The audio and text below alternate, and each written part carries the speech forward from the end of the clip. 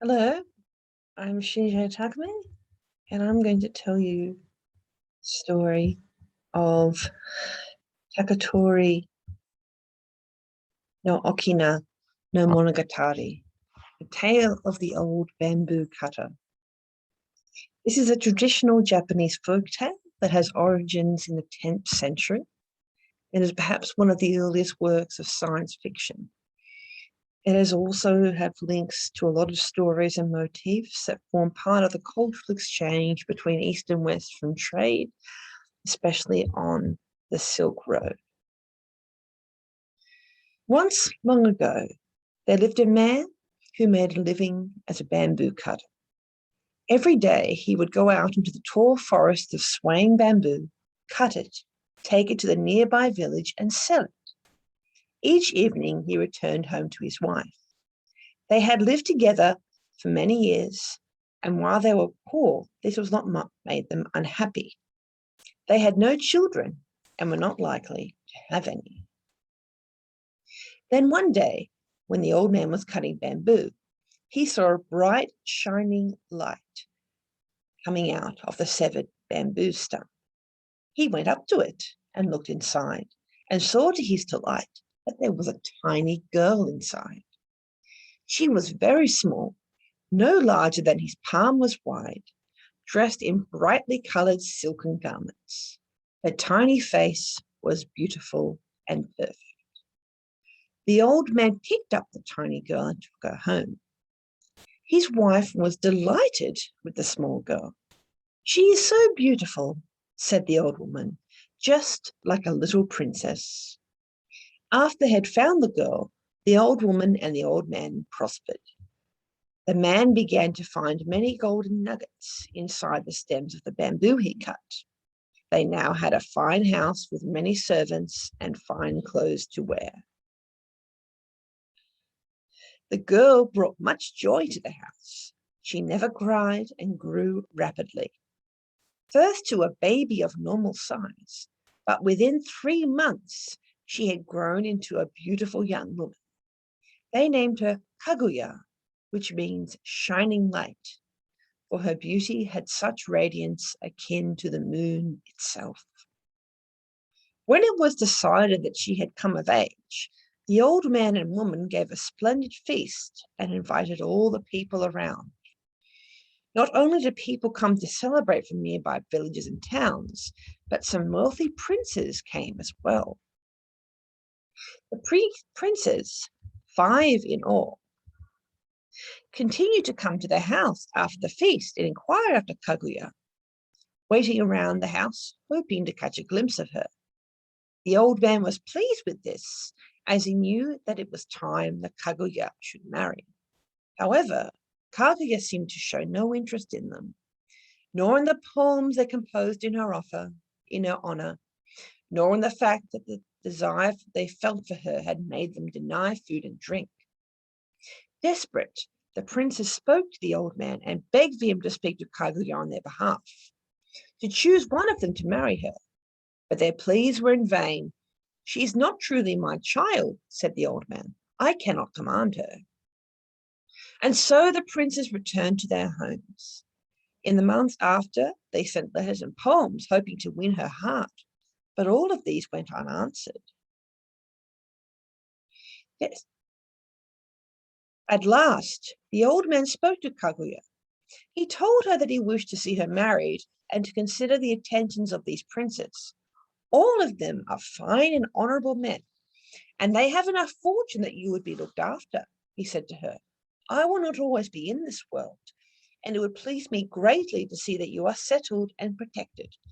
"But father," she said, "I do not know any of them. What if they were to prove false to me?" "Ah, I see," said the old man. "What would make you meet with them then?" "Tell the princes that I will test them," said Kaguya, "and the one who proves most worthy, I will marry."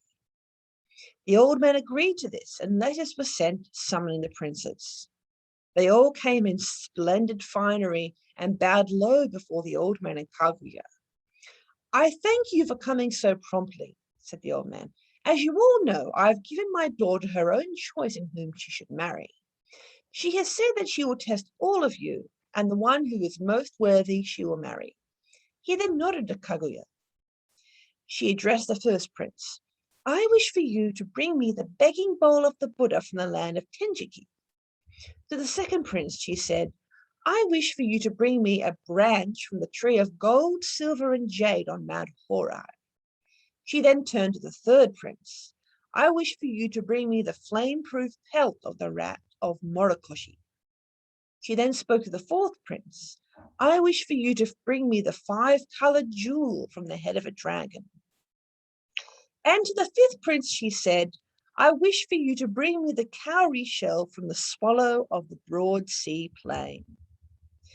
The old man looked in some surprise at the task his daughter had set. These tasks you have set are most difficult, not to a man who is most worthy, said Kaguya. Resigned, the old man addressed the princes. You have heard my daughter. Now go out and prove yourselves. The princes left with heavy hearts, all thinking that Kaguya asked the impossible. The first prince wanted very much to marry Kaguya, but the land of Tenjiki, also known as India, was very far away, and he was unwilling to travel. He traveled instead to a nearby temple, and there he saw an offering bowl that was old and dirty from the ash of many offerings. And he figured that this would be a suitable substitute for the begging bowl of the Buddha, and he took it, placing it inside an ornate padded box, and he went back to present it to Kaguya. Kaguya examined the bowl coldly. This is a begging bowl of the Buddha? She asked. Indeed it is, said the prince, keeping his face lowered so it did not betray him. She placed the bowl on the floor in front of him. The begging bowl of the Buddha shines with holy light, she said. You have tried to trick me. The prince then departed with his bowl and a dejected air. The second prince gathered some of his attendants and made as if he were to be taking the long and arduous journey to Mount Horai. He then departed alone, but instead of heading for Mount Horai, he traveled to a remote castle where he arranged for some craftsmen to begin making the jeweled branch. When the branch was finished, it was a marvel of jewels and precious metals. He returned home with it and acted as if the journey to Mount Horai had been long and arduous. He quickly returned to Kaguya and her father with the branch, not even bothering to change from his traveling clothes or have a bath. The prince then presented the branch to her. Kaguya examined it closely and was dismayed to find no fault with it. It is indeed the very branch, said her father. He has met your terms, my daughter. You cannot refuse him. Kaguya nodded, her eyes downcast. Her father noticed this and allowed her to retire. He had servants prepare a bath and laid out fresh clothes for the prince. Later on, the two men sat in the garden and spoke over tea. The young man elaborated a long story of the many trials and tribulations he had faced in his journey to Mount Horai to retrieve the jeweled branch. The old man was quite impressed with this and was about to begin talking about the impending marriage when one of the servants approached him. There are some craftsmen here, said the servant. They said they have not been paid for the creation of a jeweled branch. The prince's cheeks flushed with embarrassment and he hid his face. The old man looked at him in shock. You have deceived my daughter. He then went inside and informed Kaguya of this. The prince was then thrown out of the house with his branch. Kaguya then spoke to the craftsmen and paid them what they were owed. The craftsmen left, waylaying the prince on the road, beating him up and taking all his possessions. The third prince sought out a merchant from the far land of Morokoshi, or China, and asked the merchant to obtain a robe made of the flame-proof pelt of the rats that dwelled there. He gave the merchant much gold to purchase it. After many months, the merchant finally returned, saying that he had found the pelt, but it had cost more gold than the prince had given him, and he had to make this amount up from his own personal funds. The prince happily paid the merchant the necessary gold and was given the pelt. The robe was a marvel, a brilliant blue with each hair tipped in gold. He presented it to Kaguya and her father. She examined the robe cautiously. It is indeed beautiful, she said. But we must prove it is genuine. If it is not, then I will not marry him. She then asked for a fire to be kindled and threw the robe into it. The robe was consumed almost at once. The prince was shocked. He bowed low with his face touching the floor. Forgive me. I thought as well that the robe was indeed genuine, said the prince. The prince then left, retiring to his own home and refusing all visitors. The fourth prince gathered all his attendants around him, telling them of the 5-colored jewel on the dragon's head and how that they might find it. He gave them enough gold to hire ships and provision them with all the supplies that they might need for the journey. The prince himself would remain secluded in his home until they returned. When the men left the prince, they didn't like the idea of doing the work for him. They divided amongst themselves what the prince had given them and went home. The prince, meanwhile, was so sure of the success of his men that he proceeded to decorate his home in such a sumptuous way that he felt that Kaguya would favor. He also dismissed all his mistresses and passed his days and nights in solitude. After several months with no word from his servants, the prince started to make inquiries in the harbor, but his questions were met with laughter. No one had embarked on a ship on such an errand, the prince was told. Outraged, the prince vowed to find the dragon's jewel himself. He found a ship and went far out to sea in pursuit of the dragon. After many days, the ship encountered a massive storm, such as never been seen. The prince at once knew that this was the work of the dragon who had stirred up the storm to prevent the prince from finding it. The prince immediately cried out that he would not pursue the dragon, shouting his repentance into the storm over and over. Eventually, the storm subsided, and a fair wind blew them towards the shore. The prince knew that the dragon had heard him, and several days later, the ship came in sight of land. But the prince would not leave the boat, thinking that he had arrived at some strange and hostile land. Instead, he hid at the bottom of the boat. It was not until the local governor arrived, having gotten word of the prince's misadventure, that the prince was persuaded to come ashore. The prince was now thin and hollow-eyed. His clothes were wet and torn. But he lost no time returning to his house and cursed Kaguya, vowing to never see her again. Kaguya heard about the prince's plight, but said nothing. The fifth prince made the long and arduous journey in pursuit of the swallow that carried the cowrie shell. His quest took him to the mountains, where the swallow had a nest on a ledge near the highest peak. Carefully, he climbed the mountain, coming to below the ledge where the swallow had its nest. He reached up inside the nest with one hand to try and find the shell, his hand alighting on something round. Excited, he started to climb down, but he slipped and fell to his death.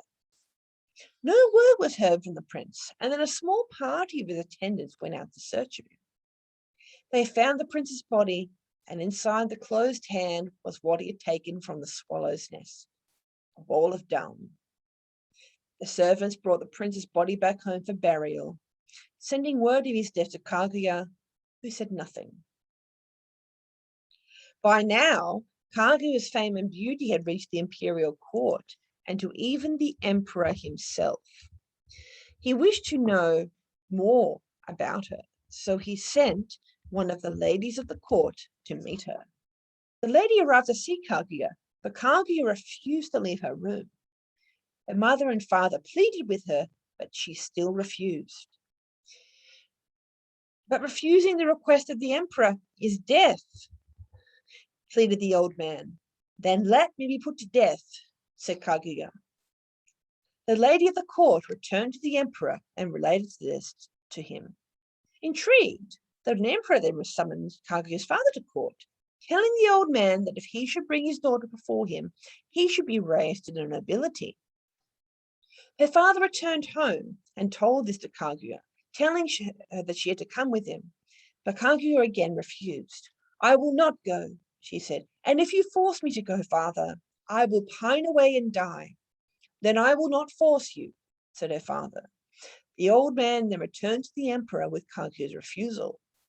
Can you not compel her to? Asked the emperor. You are her father. But I am not her father, your majesty, said the old man. And he related the whole story of Kaguya to the emperor, starting with finding her inside the bamboo stem and the extraordinary speed that she grew to womanhood. Truly, she is not of this world, said the emperor. He considered a moment. Perhaps we could do a royal hunt near where you live. Then I might call upon you and see your daughter. It is a good plan, your majesty, said the old man, and perhaps my daughter will change her mind once she has a glimpse of you. The old man returned home, and the emperor arranged for the royal hunt. Within days, the emperor arrived at the old man's house, and he saw Kaguya. He was stunned by her beauty. He went forward to try and speak with her, but Kaguya attempted to run away, hiding her face with her sleeve. The emperor clasped her arm, preventing her from leaving. My dear lady, I must have you at my palace. I come with a carriage to take you there. Your majesty, I cannot, said Kaguya. I'm not in this world, and I'm not subject to your will. No one may resist my will, said the emperor, turning to his servants so they could take Kaguya away. But when the emperor turned back, Kaguya had vanished completely. His hands clasped empty air. Forgive me, Lady Kaguya, said the emperor. Please return. I will not force you to come with me. And so Kaguya reappeared, and the emperor was again struck by her beauty. But he was sad that Kaguya would not come with him, and he left very quickly after that. When the emperor returned to the palace, he was most despondent and refused the company of the ladies of the court. All of them paled in beauty and grace compared to Kaguya. He continued to write to her, and she to him, but she never relented in her refusal. Much time passed, and then the old man began to observe that Kaguya would often stay up late at night to gaze upon the moon. Sitting silent, watching it sadly, her misery increasing as the moon increased to full. When the moon waned and disappeared, she was happier, but when it progressed towards full again, her sadness increased. Again and again, her mother and father asked what it was that troubled her, and it was only after many months that she finally told them. I am sad because I must leave this world soon, said Kaguya. I come from the moon, and it is to there I must soon return. My people will come from the moon to take me away. This greatly saddened her parents. Kaguya, you are our light and our joy, said the old man, tears in his eyes. We love you no less than if you were truly our child. Must you go? I wish I did not have to, said Kaguya. I will miss you terribly. My father and mother still live in the moon, and I must return to them. But I love and honor you as my true parents, for it was you who raised me. Word of this reached the emperor, who grew alarmed and sent his soldiers to prevent Kaguya from leaving. Kaguya was locked in a storehouse. Soldiers surround the house and grounds were even posted on the roof. Kaguya's father stood vigilant outside the door, alert for any intruders. But Kaguya said that their weapons would not hurt the people from the moon, that her people would still take her. If they come for you, I will tear them to pieces with my own hands, said the old man. It would not do any good, said Kaguya. These people of the moon know nothing of death, of grief, of pain, or even of love. I tried to plead with them to stay longer here, but they would not listen. You cannot stop them. But I will still wait here, said the old man. Night came, and everyone in the house was on alert. The moon rose, and then at midnight a great light shone upon the house that made it almost too bright to see. Celestial beings in garments of flowing silk descended from the sky, all standing up on bright clouds. The soldiers saw them, and many were filled with fear and awe and were unable to fight. Those who could found their arrows, missed, or their spears went wide. Within the center of all of these shining people, there was a great carriage, out of which came their leader. He was tall and regal, his face cold and solemn. He called out in a loud voice for the old man to come out of the house. The old man came bowing, his eyes filled with tears. "Why do you weep, old man?" the leader asked. "The girl was given into your care and you were provided for. Now it is time for her to return and you cannot prevent it." "I have loved Kaguya as if she were a child of my own flesh," said the old man. "But she is sick and cannot leave her room." But the leader ignored him. The celestial attendants brought the carriage right up to the storehouse. "Come out, Kaguya," said the leader. "We have come to take you from this wretched place." Kaguya came out of the storehouse, glowing with soft light. She walked up to her father. "I must go," she said, giving him 2 letters. "One of these is for you and mother. The other is for the emperor. Please see that he gets it." 2 of the celestial attendants came forward. One of them had a vial made of bamboo, which contained the elixir of life. The other had a celestial feather robe. Kaguya took the elixir, tasted some of it, and then gave the rest to her father, telling him to take it to the emperor. The celestial attendants then threw the feather robe over Kaguya's shoulders, and all that was mortal of her faded away. Her face was cold and empty. She shone brightly from within. She went into the carriage and was escorted by the attendants into the sky. As he promised, the old man delivered Kaguya's letter and the elixir of life to the emperor. Sick at heart for the loss of Kaguya, the emperor did not take the elixir, for he knew an eternal life was not worth living without her. He composed a poem of his grief for her and had it and the elixir taken to the highest mountain in all the land. Here both were burnt, the smoke rising high to mingle with the clouds, where perhaps Kaguya could receive his words in heaven. And to this day, the mountain still bears the name Immortal, or Mount Fuji. Thank you.